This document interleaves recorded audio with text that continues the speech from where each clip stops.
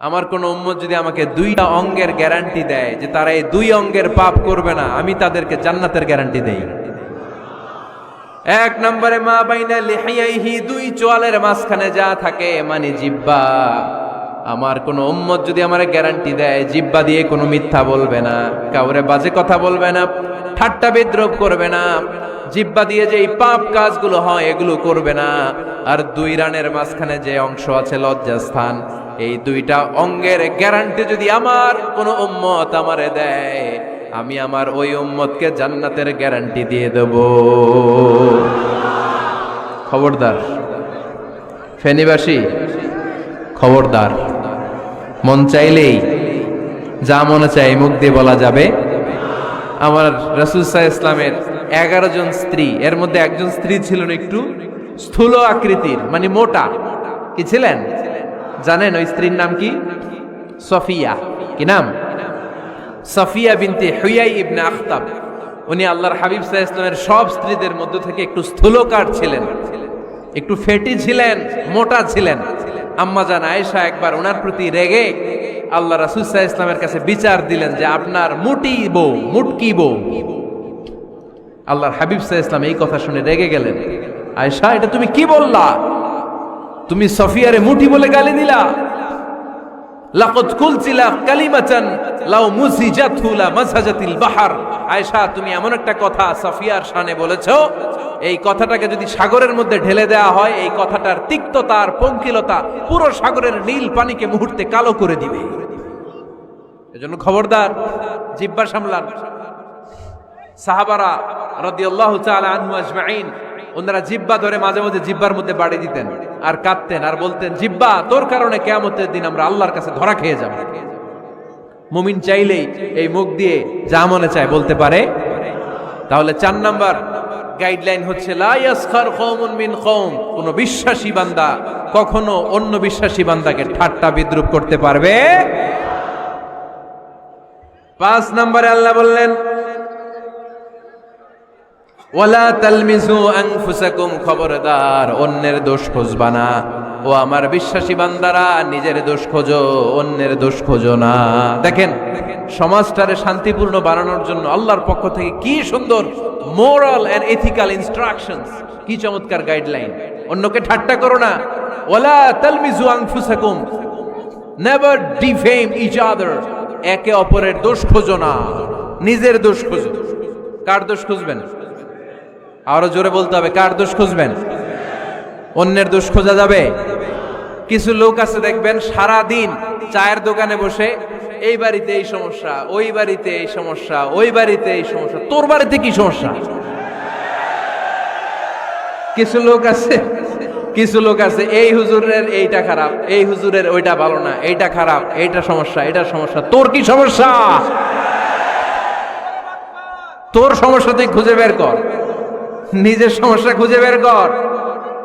যে নিজে নিজের সমালোচনা করতে পারে সেই সর্বাপেক্ষা বুদ্ধিমান। এজন্য খবরদার আমার কলিজার টুকরা যুবক ভাইয়েরা, কখনো কাউকে ব্যঙ্গ করে, বিদ্রূপ করে, ছোট করে কোনো মন্তব্য করা যাবে না। কখনো অন্যের দোষ খোঁজা যাবে না। দোষ আমরা খুঁজবো, নিজের দোষ, ঠিক কিনা? দোষ আমরা খুঁজবো। কার দোষ? চিল্লায় বলতে হবে, কার দোষ? নিজের দোষ খুঁজতে হবে। যারা নিচু মনের মানুষ, এরা মানুষের দোষ নিয়ে কথা বলে। Small people talk about people, average people talk about things and stories, and great people talk about ideas. যারা নিচু মনের মানুষ, এরা মানুষের দোষ নিয়ে কথা বলে। যারা মাঝারি ধরনের মানুষ, এরা এলাকার ঘটনা বিভিন্ন বিষয় নিয়ে কথা বলে। আর যারা বড় মনের মানুষ, এরা আইডিয়া নিয়ে কথা বলে। তারা তাদের আইডিয়াকে কাজে লাগিয়ে সমাজটারে পাল্টে দিতে চায়। যুগ জামানা পাল্টে দিতে চাই না অনেকজন, এক মানুষই আনতে পারে জাতির জাগরণ।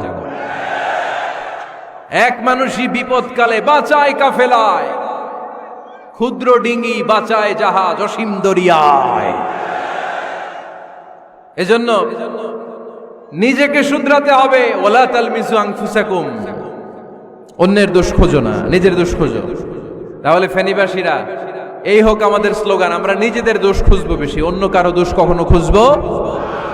আপনি নিজে ঠিক হয়ে যান, দুনিয়া এমনি ঠিক হয়ে যাবে। নিজে ঠিক তো দুনিয়া ঠিক। নিজেকে শুধরান। অন্যের দোষ দেখে তো আমার লাভ নাই। ও কি করছে এটা ও জবাব দিবে, আমি কি করেছি আল্লাহর সুপ্রিম কোর্টের কাঠ গড়ায় সেদিন আমাকে জবাব দিতে হবে। চিল্লায় বলো ঠিক কিনা? এজন্য অন্যের দোষ যেন আমরা না খুঁজি, নিজেকে যেন পরিবর্তন করি। পরিবর্তন করতে রাজি আছি তো সবাই? পরিবর্তনের অগ্রনায়ক হতে রাজি আছি তো সবাই? সিদ্ধান্ত নিতে হবে, শক্ত সিদ্ধান্ত।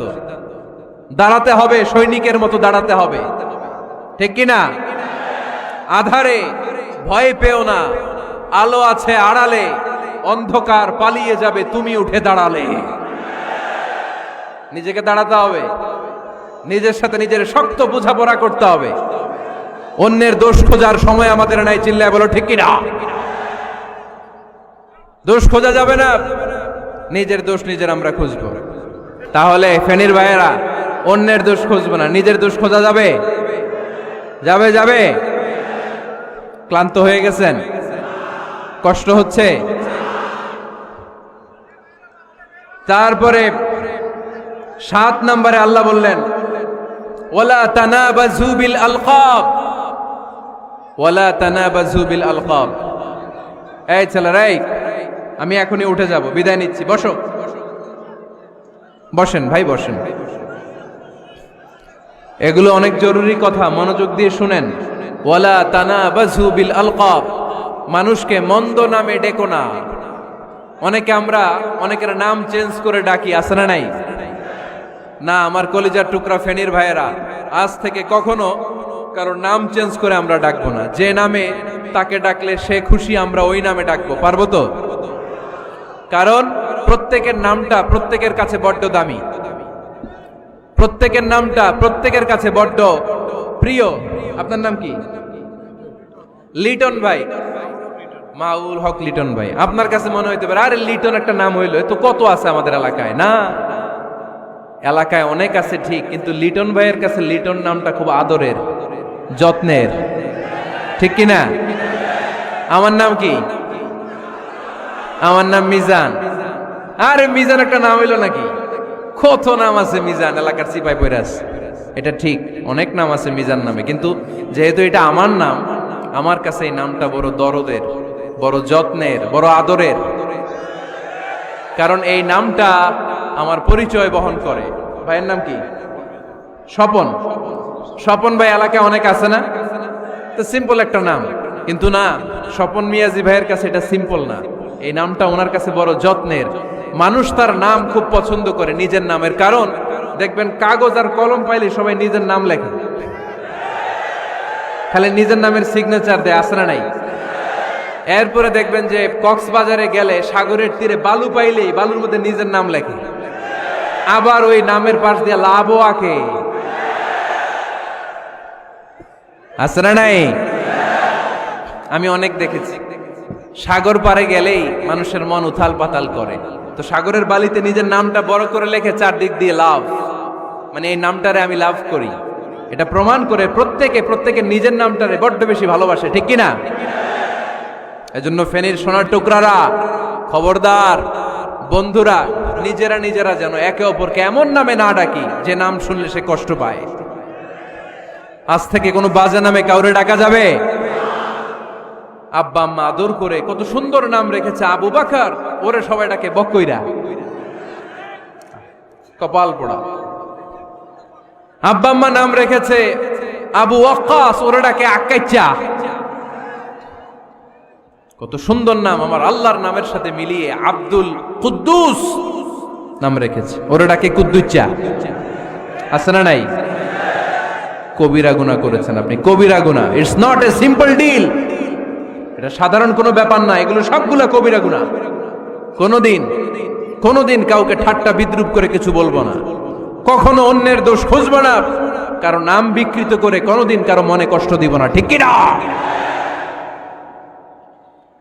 এরপর 8 নম্বরে আল্লাহ বললেন, ইয়া আইয়ুহাল্লাযীনা আমানু ইজতানিবু কাসীরাম মিনায-যন্নি ইন্না বা'দায-যন্নি ইসম। অবিশ্বাসীরা খবরদার, অনুমান আন্দাজ নির্ভর কোনো কথা বলবে না, যেটা বলবে নিশ্চিত হয়ে বলবে। কার কথা?